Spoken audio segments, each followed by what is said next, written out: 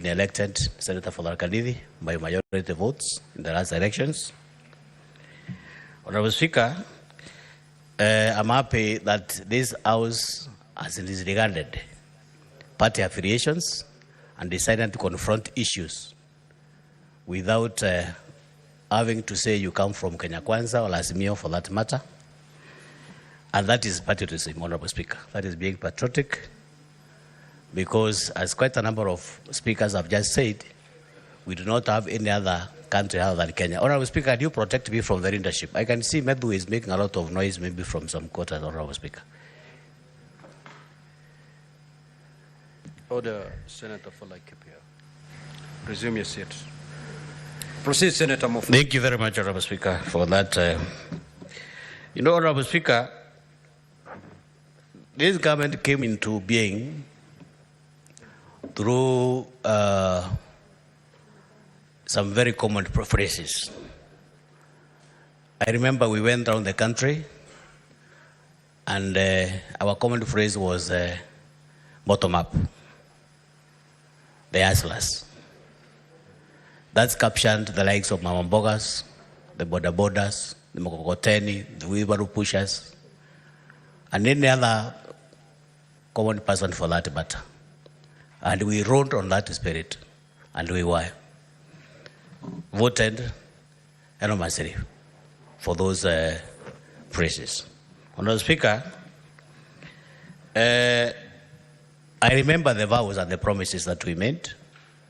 Within 100 days, we shall have done this and that. Within 3 months, we shall have done this and that.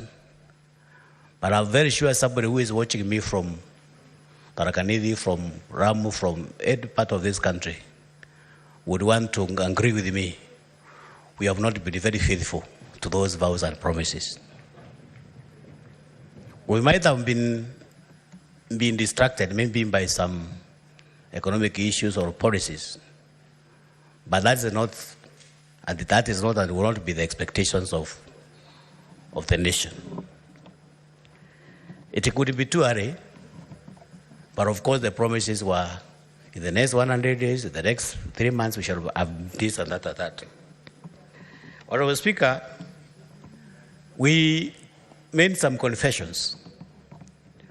We made some promises that this government will be comprised of Mama Mbogas, the young people, border, and it was a common phrase, not exactly for the president, for anybody. That was the talk of Kenya Kwanza. Honorable Speaker, what we have seen in return is total contrast to what the promises were. The boys that are routing today in the streets, in the campaigns, we expected them to be in positions. But in return, Honorable Speaker, we have witnessed and we have seen some recycled corrupt faces in this government.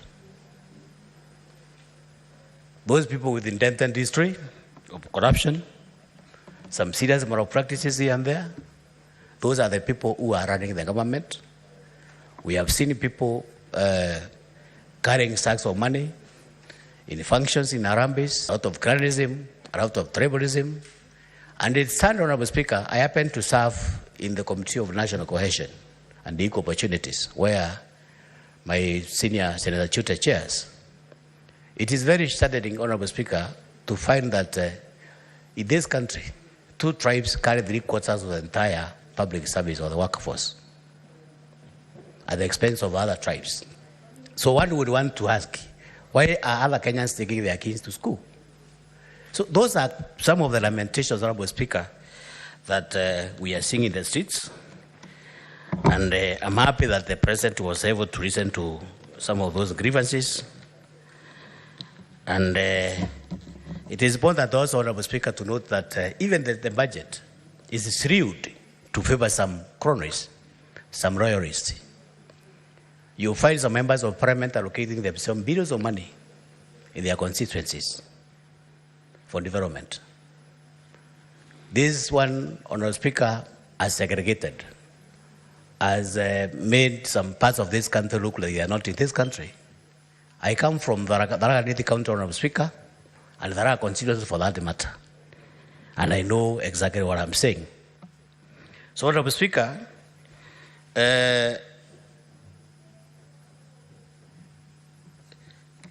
Kenyans put this government in power with great expectations, and they made so that their lives maybe could remain better.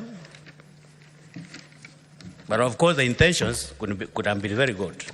But of course, Honorable Speaker, up to now, those of us who frequent their localities every weekend, you bear me witness that we face a lot of problems with our mothers, with our fathers, with our common rural folk, seeking for school fees, seeking for medication, seeking for any sort of assistance from those who are elected.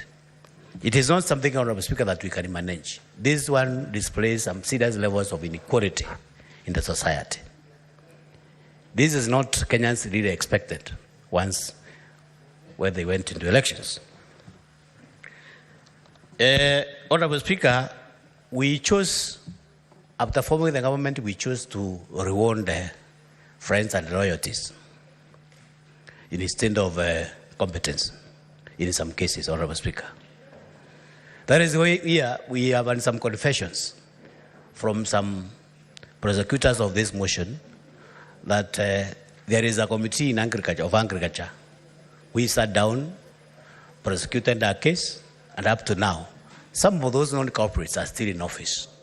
This one, Honorable Speaker, is seriously eroding the confidence of the Kenyan people. Because, Honorable Speaker, there is no way Kenyans would want to be shuffled by a person who is dented and corrupt for that matter. And it's not only agriculture, Honorable Speaker. We have so many seen cases in this country where we do not have a serious resolve, maybe to fight corruption. We have created two levels of living in this country. We have the extreme people who have a lot of money. The haves, they don't even know where to take that money. They have bought so many things. They have bought choppers. They are going around the country with so much money. I would want even to recite what Honorable Garwari said. They are Sky team. They are out of us. Somebody would take a chopper from Nairobi to Thika. A 20 minutes drive. Because money is there. And I'm very sure this money belongs to Kenyans, whom we saw the other day demonstrating in the streets. So this hunger, Honorable Speaker, has been building in this country for the last maybe so many years. But I'm happy, Honorable Speaker, that our young people woke up from both levels of psychopathy, the hypocrisy, and the fallacy, that we are supposed to do exactly what people sent us here to do. Honorable Speaker, the government overlooked quite a number of cancerous aspects in our nation, such as corruption, tribalism, and impunity. Honorable Speaker, the other day, not even the other day, today, Honorable Speaker, in Kenya today, you can do anything as far as you are politically correct. You can walk and do anything that is supposed to be done, including crime. You can kill. We have seen even some of us shooting people dead and then go scot-free because you belong to this section of the government. So I think, Honorable Speaker, it is the high time we restore and install and make sure that we are equal before the law. And some of those things, Honorable Speaker, is why we're having our youth go to the streets and make some serious demonstrations. Honorable Speaker, even the budget, as Jajab said, is made in favor of some people who are connected to the system. Honorable Speaker, we have every right to thank our young generations for awakening us from the deep shame of hypocrisy, psychopathy, and fallacy. Honorable Speaker, I'm happy that this government found it necessary maybe to halt the signing of the finance bill, which in the Kenyan understanding was not favorite to the voters. So, Honorable Speaker, I want to end up by saying that Senate, as it is claimed, is glory, and I'm very sure this is the trend we are supposed to embrace as a House.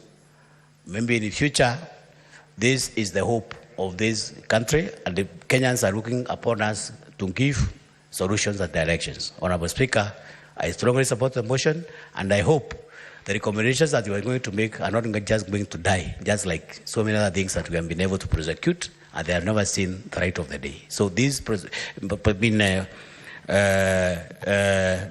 that you are going to make, Honorable Speaker, I would request the leadership of this House and the entire House to make sure that we implement what we agree, and I'm very sure as a House, as a Senate, we are going to be the symbol of unity for this country. I support.